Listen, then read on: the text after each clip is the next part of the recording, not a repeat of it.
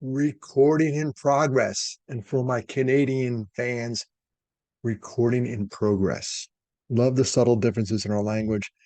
And this week, I'm going to do a headline review. Our language in the United States is somewhat inflammatory. If you look at journalism, some new suicide numbers came out this week, and they're not good. But the sky is not falling. Uh, Journalism, quick comment, it gets a little sensational, and they may have a right here. They may have a right here. One suicide's too many. You know what? Let me get into it. Let me just show you what I'm looking at this week's headlines. And some of you, God bless you, some of you were kind enough to send me this stuff. And I love that. Dennis at halfasar.org. You'll send me, hey, did you see this? Hey, did you see this? Keep that coming. I see a lot of this stuff, but some of it gets by me. And this was it this week. The headlines: suicide deaths reach a record high in U.S. in 2022, despite hopeful decreases among children and young adults. We'll go over that. That's CNN, ABC News, Wall Street Journal, you name it.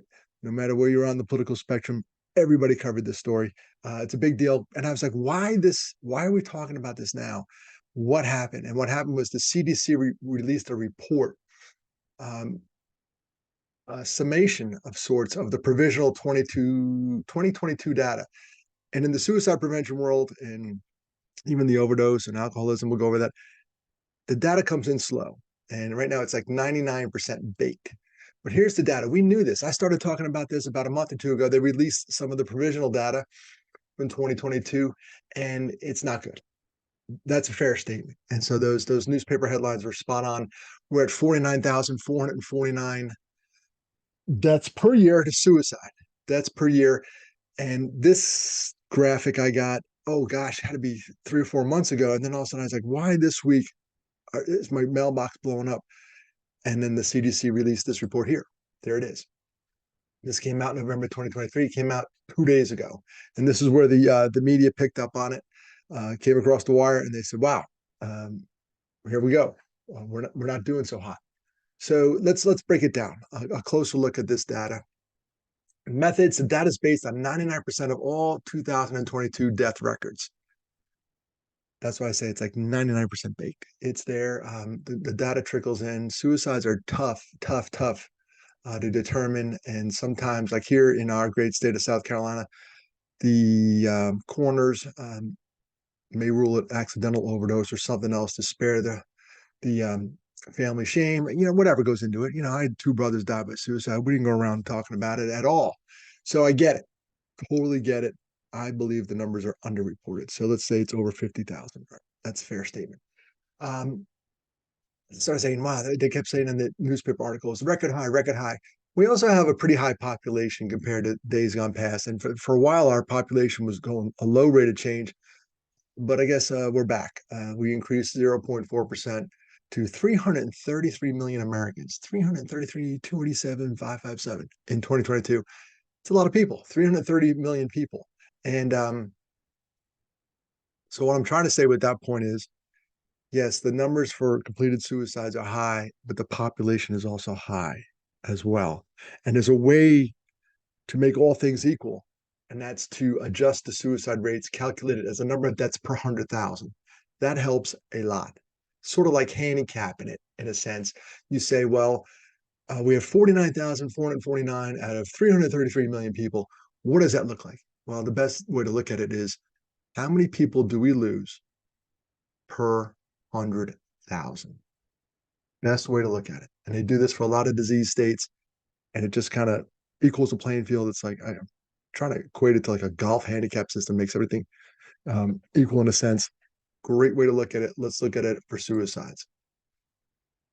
This is the age-adjusted rate. We're somewhere around, if you look at the total, about 14. Remember that number, 14.1 per 100,000. And as you can see on this chart, men, we stink on ice, we are high, over 20 per 100,000. Females historically low. We're going to talk about that. One cool thing to look at this, I always like a silver lining kind of guy. 2017, 2019. Do you see it went down? 2019, 2020. We had 2 years in 2019 and 2020 where the actual number of suicides went down, which proves to me, Dennis Gillan, mental health advocate, proves to me that we can do this. We can reduce the number of suicides. There is hope. Always, always hope. Um, so let me break it down further. So then you see the increase here. 2021, it went up, and 2022, it went up. Those years were not kind to us post-pandemic, but we're more resilient than we give ourselves credit for. Let me break it down by sex. I started talking about here is male, female. Let's bring in the provisional data. There it is. Total. Oh, I was close. 14.1 for 2021 per 100,000. And the total now is 14.3 per 100,000. So we're up 0.2 people per 100,000. Yeah, that sucks. We need a negative number there. We don't need a positive. Look at the men, 22.8 in 2021. You all can read this, 23.1. Ladies, hello, ladies. Your increase has got me concerned. You're closing in on 10,000 suicides a year. You always were low. I need you to stay low. Your rate of increase is 3.8%, where the men's rate of increase is 2.3%. Oh, please, please reverse this trend.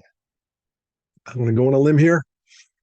Uh, you're the smarter sex. If I'm looking at this data, I'm saying you're the smarter sex, for sure, because of the low numbers.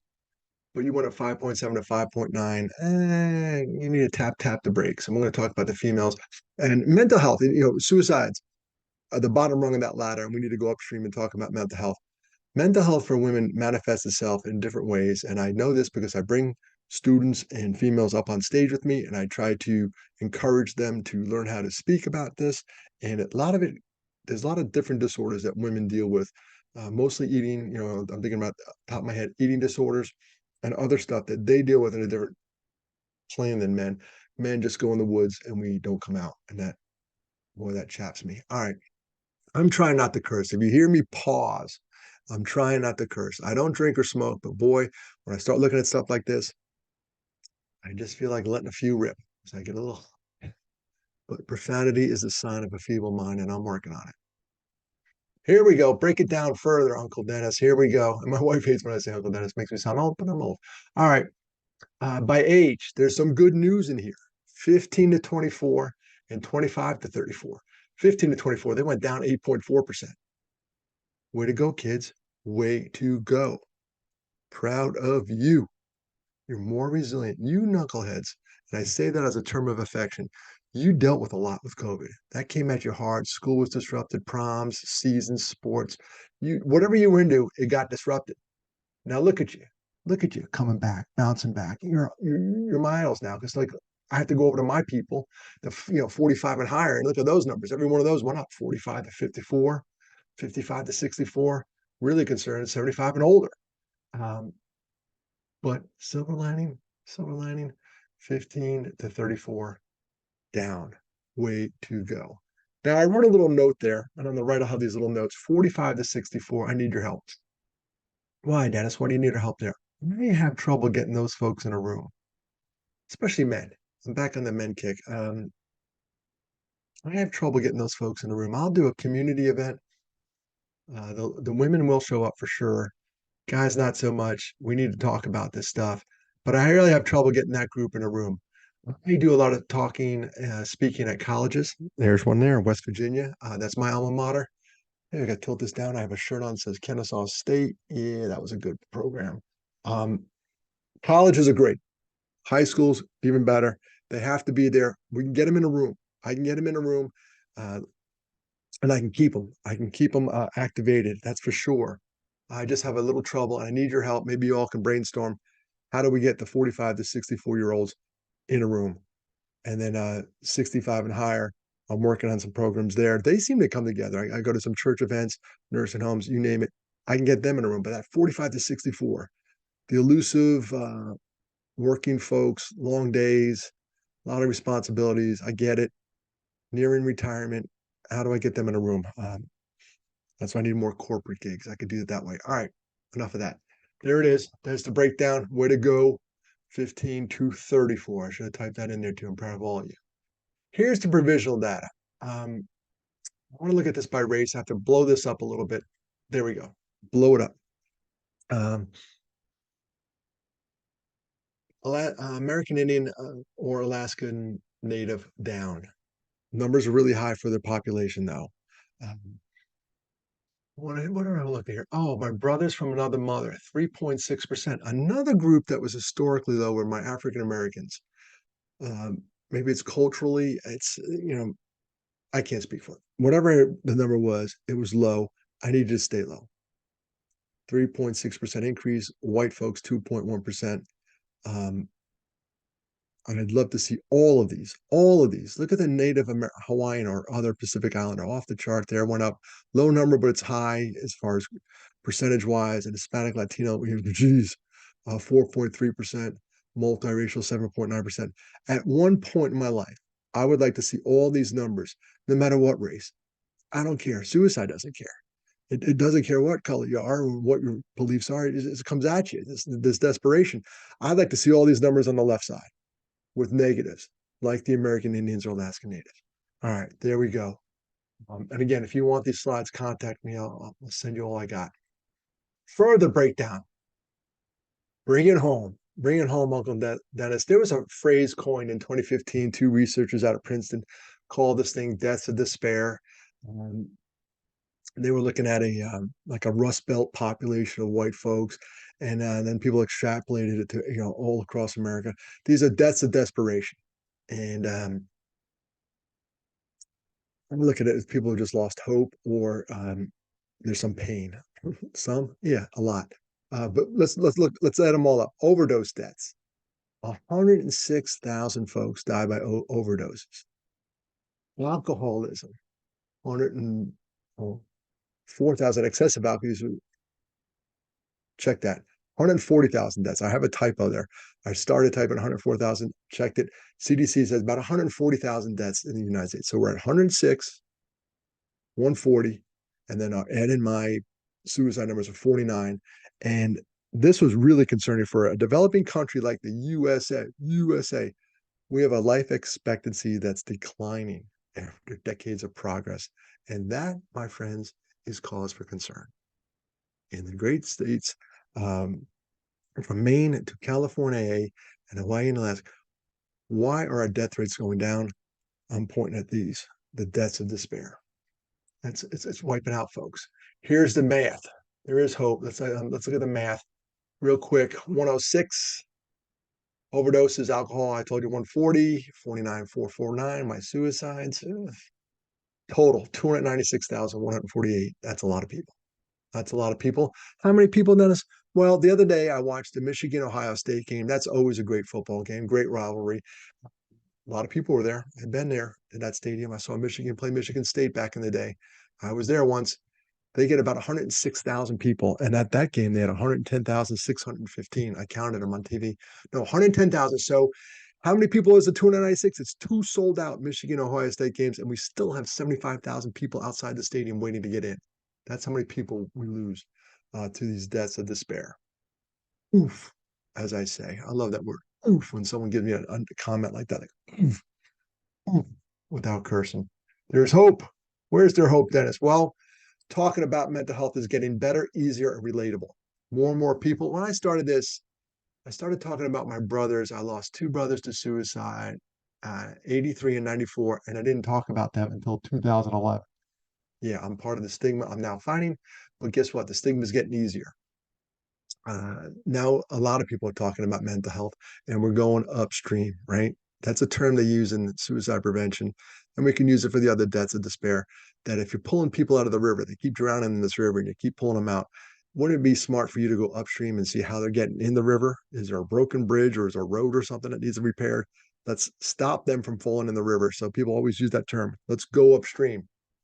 It's a quote by Desmond Tutu, I think he's the one who coined it. Said, we got to go upstream and see why these folks are getting in the river.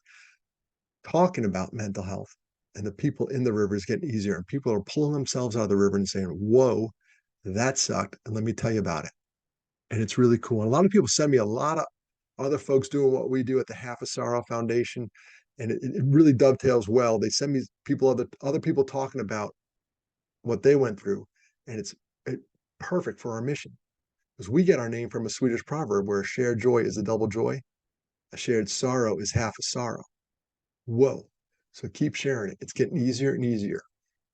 There's great trainings available now, even for the lay folk.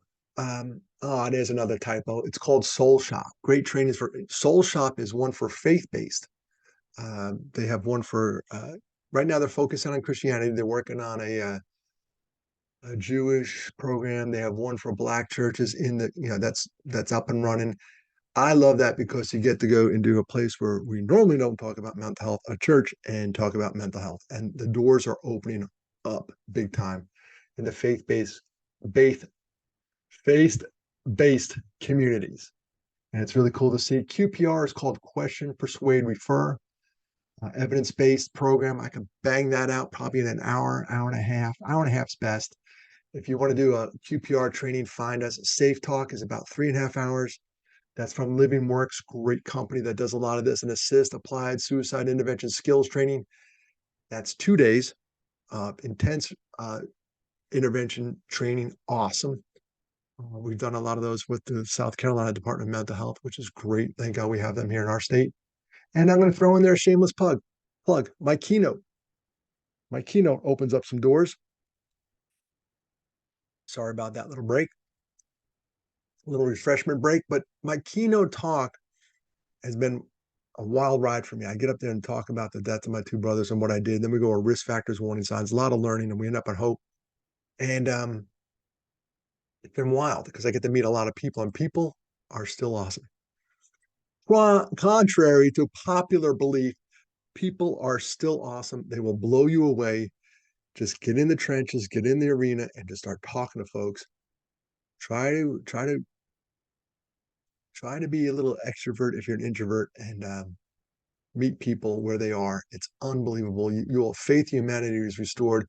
I go out and do my talk. People come up to me afterwards, tell me their story. Unbelievable feedback. Can you prove it, Dennis? Yeah, I can prove it. Here's one of them. I got this one through Instagram. She goes, "Hey, Dennis, did you speak virtually at blank?" It was a company, it was a corporate event. I said, "Yes, I did. I did." She said, "Wow, that's awesome. I worked there and your speech was life-changing for me. It helped me identify a family member that had been struggling for a long time and I never had a clue." And during our talk, we talked about clues, so she picked up on it. He was identified as just ADHD, but it was much more than that. They are getting the help now. Thank you for your courage to share your story about your family. It helped me to save their life. Whoa. So here's what happened. I go up on stage, I talk about two of the darkest days of my life and how I sort of recovered, still on the way. But we went over some risk factors, warning signs. She's in the audience. She hears it. She goes home. There's someone in her family not doing so hot. She steps in. Hope. Faith in humanity restored. All right. There we go. Dennis Gillan, this is the shameless plug part here. I have to ask if you can hire me to speak. That would be awesome. Sober speaker. I just did a Celebrate Recovery. I just put that on there because I'm proud of working with those folks. Sober 29 years. And I will stay. This is the cool part about all this talk. I talk about mental health, suicide prevention, a lot of resources. If I go to a corporate gig, I talk about their EAP, which is your employee assistance program. And I stay until the last person leaves. At a college in Georgia called Georgia Southern University, I spoke from 7 o'clock to 8 o'clock. And at 8 o'clock, I started to leave, and these students lined up to talk to me. And I got back to my car at 10:30 at night. It's really cool to watch. When you become vulnerable, um, people feel the room safe and they want to share their vulnerabilities. And I will stay until the last person is gone, period. Students, corporate. And I'll tell you about the lunch line. I did a gig for a building group, and it was in Myrtle Beach, South Carolina. And I always stick around because the real magic happens after the talk. I stick around and I'm in the lunch line, a very innocuous place because if you're going to have me speak, you got to feed me. I got my lunch ticket and I'm in line. And this guy comes up to me and goes, "Hey, during your talk, you said if one person hears you, it's all worth it." I said, yeah, it's true. If one person hears me like that last person we just saw in that Instagram post, if one person hears my talk and does something to course correct, it's all worth it. I could die a happy man. And he looked me straight in the eye and he goes, you got your one person today. What? In the lunch line. I'm starting to tear up in the lunch line. It's unbelievable. So thank you for listening this far. That's my breakdown. Whoa, just knocked the microphone there, folks. Follow me, Facebook, pretty active, Half a Sorrow. LinkedIn, active. Instagram, active. YouTube, I'll put this up there. TikTok, not so much. We'll get there. I think I'm too old. Halfasorrow.org is our website. You can go on there, check out our TEDx talk. Donations are appreciated. You can go on that site. It says support our work. You hit OK, and you could donate. We take, oh gosh, everything. PayPal, Half a Sorrow. You just go to Half a Sorrow. It's on PayPal, Venmo, Half a Sorrow. That website has credit cards. You can send a check. Just send me a message, dennis@halfasorrow.org, and I'll give you the address. That's all I got, folks. I just wanted to break down those numbers. There it is. Let's go all the way back to the beginning, how we started this thing. There. The new suicide numbers broken down by Dennis Martin Gillan. You're welcome. Thank you for listening. I appreciate you. I'm going to stop sharing. And now I'm going to stop recording. Take care.